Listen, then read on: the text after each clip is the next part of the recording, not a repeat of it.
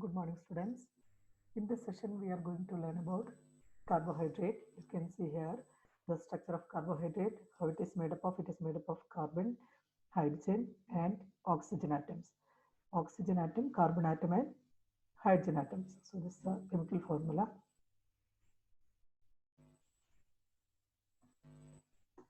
Okay. So what are carbohydrates? Carbohydrates are the most abundant organic molecules in nature. So which is most abundant organic molecules in nature? That is carbohydrates. The term carbohydrate is derived from the French term hydrate de carbone. So this term carbohydrate, it is derived from French term. What is the French? Which was a French term? Hydrate de carbone. That is, it is a hydrate of carbon. Hydrate means presence of water. Hydrate of carbon, or C, carbon hydrate, or presence of hydrate or water, H2O. CnH2ON. Clear. Carbohydrates are defined as organic substances having carbon, hydrogen, and oxygen. So carbohydrate, what it contains? It consists of carbon, hydrogen, and oxygen, wherein hydrogen and oxygen are in the ratio 2:1 as found in water. In water, what is the formula of water? H2O. It means 2 hydrogen atoms and 1 oxygen atom. So the ratio is 2:1. Okay. So hydrogen and oxygen in the ratio 2:1 that we can found in water. What are the functions of carbohydrates? What are the main functions? First one is the most abundant source of energy. Most abundant source of energy. So every day we are eating carbohydrate content food. Okay, rice, dal, potatoes, all these wheat, all this contains carbohydrate. So most abundant source of energy, 4 calorie per gram. Second, it is a precursors for many organic compounds like fats, amino acids, etc. Third one is present as glycoproteins and glycolipids in the cell membrane. You know what is meant by cell membrane? Cell is covered by a membrane. It's called a cell membrane, outer covering. So this carbohydrate is present as glycoproteins and glycolipids in the cell membrane and functions such as cell growth and fertilization. And it helps for the cell growth and fertilization. Present as structural components like cellulose in plant. In the case of plant, cell wall is made up of cellulose, right? So here, this carbohydrate present as structural components like cellulose in plants, exoskeleton of some insects like cockroaches, all these, exoskeleton of some insects, and also cell wall of microorganisms. There is another function of carbohydrates. The last function is storage form of energy. This carbohydrate, after eating any food, it will get digested, it will become glucose. This excess glucose, it will store in the form of glycogen. Clear. So storage form of energy, that is glycogen, to meet the energy demands of the body. So these are the functions of carbohydrates. These carbohydrates are 3 types: monosaccharide, oligosaccharide, and polysaccharides. Mono means one, then poly means many. Okay, let us see what is the difference between these three. Monosaccharide means basic units of carbohydrates cannot be hydrolyzed into smaller unit. So this is the smallest unit. Monosaccharide is the smallest unit. It cannot be hydrolyzed into smaller units again. Okay, so this is the basic unit of carbohydrate. Second is oligosaccharides. They can be further hydrolyzed. So these oligosaccharides, they can be further hydrolyzed. Here, polysaccharide, it means next says level, second level. Then poly means many. Here, non-crystalline, it is not non-crystalline in nature, non-soluble in water. It cannot dissolve in water. Tasteless, no taste. On hydrolysis gives, excuse me, it gives mole of monosaccharides. If you are hydrolyzing these polysaccharides, it gives monosaccharides. Okay. Example, starch, cellulose, etc. So here it cannot be hydrolyzed into smaller unit because this is a basic unit. Second, oligosaccharide, it can be hydrolyzed. Third one, it can be hydrolyzed and it gives monosaccharides. Example, starch, cellulose. Clear. So here this monosaccharides again dividing based on the number of carbon atoms and also based on the type of functional groups that we're going to see now. Monosaccharides, we are going to divide into two based on two things. Which are the two things? One is based on the number of carbon atoms, second one based on the type of functional group. Here oligosaccharides, there are three types: disaccharides, trisaccharides, and tetrasaccharides. Di means two, tri, three, tetra, four. Disaccharide, trisaccharide, and tetrasaccharides. Yes, here you see monosaccharides. We are going to divide them into based on the number of carbon atoms. Here based on the functional group.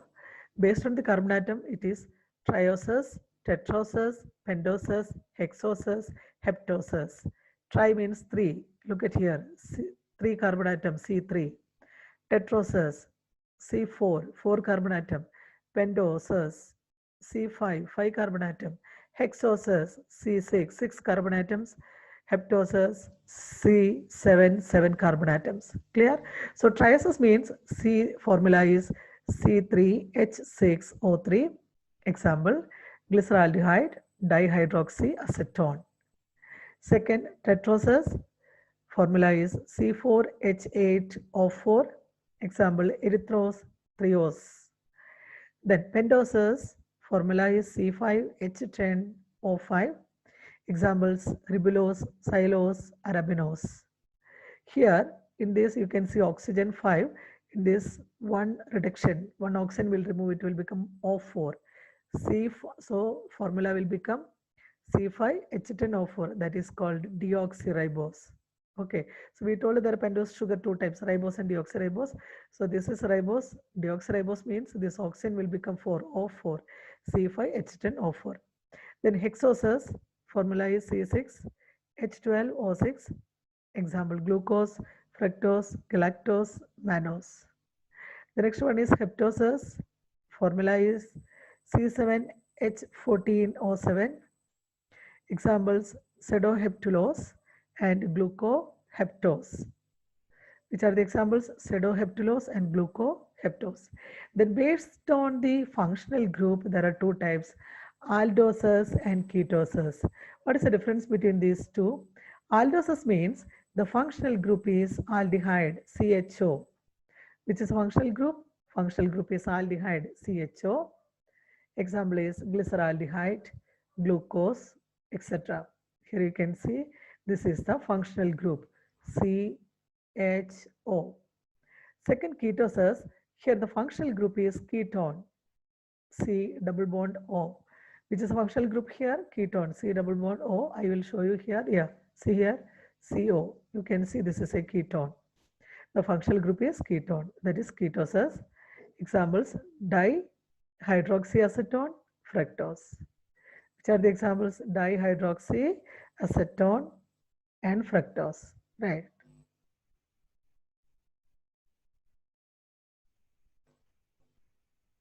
The next one is derivatives of monosaccharides. There are four types of monosaccharides: deoxy sugar, amino sugar, sugar acid, sugar alcohols.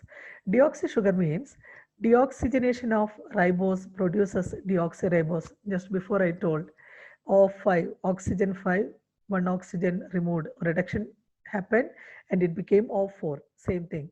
Deoxygenation of ribose produces deoxyribose, which is structural component of DNA. It is a structural component of DNA. RNA means it is ribose. DNA is deoxyribose. Amino sugars means when one or more OH group, OH means hydroxyl group, of monosaccharides are replaced by NH2, that is amino group, it forms an amino sugar. So here one or more hydroxyl group of monosaccharide, it is replaced by NH2 or amino group, then it is known as aminose sugar, because hydroxyl group is replaced by amino group, so it is known as aminose sugar. Okay. Example, glucosamine, which forms chitin, fungal cellulose, hyaluronic acid. The next one is sugar acid. Sugar acid means oxidation of CHO, that is aldehyde, or OH hydroxyl group forms sugar acids. Oxidation of aldehyde or OH group, hydroxyl group, it forms sugar acids. Example, Ascorbic acid is sugar acid. The next, sugar alcohols. When sugar alcohols will form, reduction of aldoses or ketosis. Reduction of aldoses or ketosis, but will form sugar alcohols. Example, glycerol, mannitol, etc. So these are the different derivatives of monosaccharides, deoxy sugars, amino sugars, sugar acid, sugar alcohols. Then oligosaccharides. They are formed by condensation of 2,9 monosaccharides. How they will form? They are formed by the condensation. You know what is meant by condensation? Water changes into water vapor, that is called evaporation. Water vapor changes into water or water drops, water droplets, that is called condensation.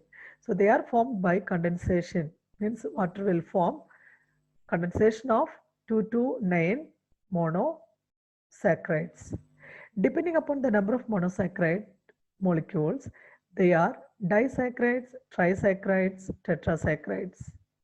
I told di means it depends upon the number of monosaccharide. Here di means 2 monosaccharide, tri means 3 monosaccharide, tetra means 4 monosaccharides. Example disaccharides, example sucrose and lactose, trisaccharide, raffinose, tetrasaccharides, stachyose. These are the examples for each one. The smallest and commonest oligosaccharides are disaccharides. So which is the smallest one in this? Disaccharide, smallest and commonest. Oligosaccharide, which one? That is disaccharide. Yes. So now we're going to learn about disaccharides. A disaccharide consists of two monosaccharide units. It may be similar or dissimilar, held together by glycosidic bond. So di means I told it is made up of two monosaccharide unit. It may be similar or dissimilar. They held together by what? By a bond. Which bond? Glycosidic bond. So they are crystalline. They are in a crystal form. Water soluble. They can dissolve in water. Sweet to taste. So these disaccharides, examples are coming here: maltose, lactose, sucrose, etc. They are crystalline in nature, water soluble, they can dissolve in water, and sweet to taste. Then which are the examples coming under this group disaccharides? Maltose, lactose, sucrose. Maltose is also called as malt sugar. What is another name? Malt sugar, made up of two glucose molecules. It is made up of two glucose molecules. You know what is formula of glucose? C6H12O6. It is made up of two glucose molecules. Lactose. It is also called as milk sugar, as it is found naturally in milk. Where it is present lactose, it is present in milk. So it is called milk sugar. It's made up of glucose and galactose. So lactose is made up of glucose and galactose. Souring of milk is due to conversion of lactose to lactic acid. So you can see that milk it turns into curd. How it turns? The lactose which is present in the milk, it turns into what? Lactic acid. Clear? The next one is sucrose. It's also called cane sugar. It is a sugar found in sugar cane and sugar beet. So this cane sugar we can found in sugar cane and sugar beet. Most abundant among naturally occurring sugars. This is most abundant in naturally occurring sugars. Important source of dietary carbohydrates. It is made up of glucose and fructose. So first one is maltose, made up of two glucose molecule. Second lactose, it's made up of glucose and galactose. Sucrose, it is made up of glucose and fructose. Then polysaccharides. Poly means many, it is made up of many monosaccharides, right? It's also called as glycans, made of repeating units of monosaccharides held by glycosidic bond. That's what I told. It's made up of many monosaccharides held together by glycosidic bonds. During its formation, a water molecule is released at each condensation. What is released? Water molecule is released at each condensation. This helps reduce the bulk, making it almost insoluble, decreasing its effect on the water potential or osmotic potential of the cell. Unlike sugars, they are not sweet. That is another difference. Other than we told it's sweet, but this is not sweet. They are ideal as storage and as structural components. So mainly this polysaccharide form. In the case of plant, you know, it will prepare food and it will store in the form of starch. Okay, in our case, glucose it will store in the form of glycogen. These are storage forms. So they are ideal as storage and as structural components. They are of two types, homoglycans and heteroglycans. What is the difference between homo and heteroglycans? Homoglycans means made up of only one type of monosaccharide monomers. It's made up of only one type of monosaccharide monomers. Here you see hetero means it's made up condensation of two or more type of monosaccharides. Two or more different types of monosaccharide, but here only one type of monosaccharide. Homoglycan, that is the reason they are known as homo. Here it's known as hetero. Homoglycans, for example, starch, glycogen, cellulose, all these are examples. Then glucan, it is made up of glucose. Fructan, it is made up of fructose. Galactan, it's made up of galactose. But here, on other hand, other side you see heteroglycans. For example, hyaluronic acid, agar, chitin, peptidoglycans, etc. These are the examples. Which are the examples? Hyaluronic acid, agar, chitin, peptidoglycans, etc. So heteroglycans is made up of two or more different types of monosaccharides. Here it's made up of only one type of monosaccharide. Okay, so there is a difference between homoglycans and heteroglycans. Then storage polysaccharides, storage form, starch, I told, starch or glycogen or inulin, all these are storage polysaccharides. First one is starch, where we can see the starch in plants. Carbohydrate reserve of plants and the most important dietary source for animals. Plants will store the starch. Who will be using? It is used by the animals. High content of starch in cereals, roots, tubers, vegetables, etc. Then homopolymer made up of glucose units, also called as glucan. So homopolymer made up of what? Glucose units, also called as glucan. Starch, it contains amylose plus amylopectin. How it is made up of? It is made up of amylose and amylopectin. This is polysaccharide component. Second, glycogen, I told this is in our case, animals and humans. Glucose, it will store in the form of glycogens. Carbohydrates reserve in animals, hence referred as animal starch. It is known as animal starch. High concentration in liver, muscles and brain. Where it is stored? Liver, muscles and brain. Also found in plants. They don't have chlorophyll. If they have chlorophyll, they will make food and will store in the form of starch.